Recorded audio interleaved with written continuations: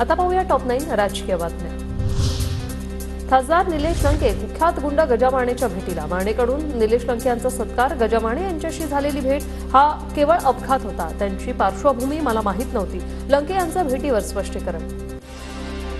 जर त्या माणसाची ओळखच नाही तर लोकसभेची मदतीची काय हे? माझ्या अख्ख्या मतदारसंघात एक गुंड प्रवृत्तीचा माणूस माझ्या निवडणुकीत नव्हता। मी त्या गोष्टीला विरोध करणार माणूस आहे। ठाकरेंना रोहिंग्या आणि बांगलादेशी भागातून मतदान। नितेश राणे यांचा ठाकरे गटावर निशाणा। जिथे पाकिस्तानचे झेंडे फडकवले जातात, जिथे बांगलादेशी आणि रोहिंग्या राहतात, त्याच एरियामध्ये ह्यांना मतदान झालेलं आहे। आता ते खरं मतदान आहे की बोगस मतदान आहे ते पहिलं तपासलं पाहिजे। ठाकरे गटाला मुंबईत लाखो मतं मिळाली। मतदान करणारे आफ्रिका, श्रीलंकावरून आले होते का? आम्हाला सर्व जाती धर्माच्या लोकांनी मतदान केलं। संजय राऊतांचा फडणवीसांवर पलटवार। यहाँ का South Africa, Sri Lanka, Iran, Iraq से लोग आकर यहाँ वोट करते हैं क्या?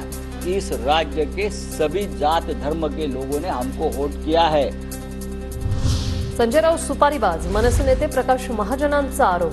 दिल्लीत बसून संजय राऊत सुपाऱ्या घेतात। पत्रसाळीची सुपारी त्यांनी घेतली। जनतेच्या उपयोगासाठी राऊतांनी केलेलं एक काम दाखवावं, महाजनांचं आव्हान। सुपारी संजय राऊतच्या आरोपाला मी गांभीर्याने घेत नाही। जो स्वतः सुपाऱ्या घेतो, पत्रसाळीची सुपारी त्यांनी घेतली।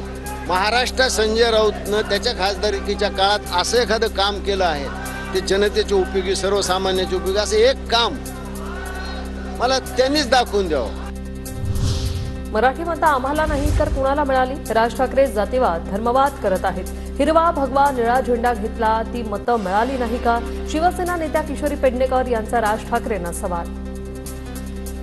आजही महाराष्ट्रामध्ये जातीवाद, धर्मवाद बराच रुजवण्याचा प्रयत्न करत आहे। अनेक जणांनी झेंडे घेतले होते, 40% हिरवा, 40% निळा, 20% भगवा।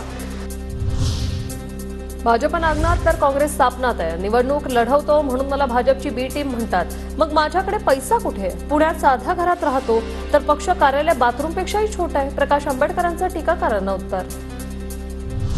काँग्रेसला आंबेडकरवादी नेतृत्व नको आहे। काँग्रेसनं बाबासाहेबांना 2 वेळा पराभूत केलं। काँग्रेसनं घाणेरडा प्रचार केला आणि बाबासाहेबांची तब्येत बिघडून त्यांचा 1956 मध्ये मृत्यू झाला।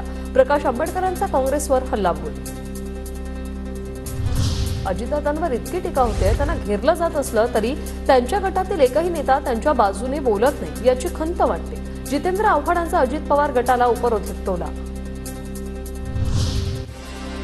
मुंबई महापालिकेतील एक एएमसी भ्रष्टाचाराचे सर्व रेकॉर्ड तोडत आहे।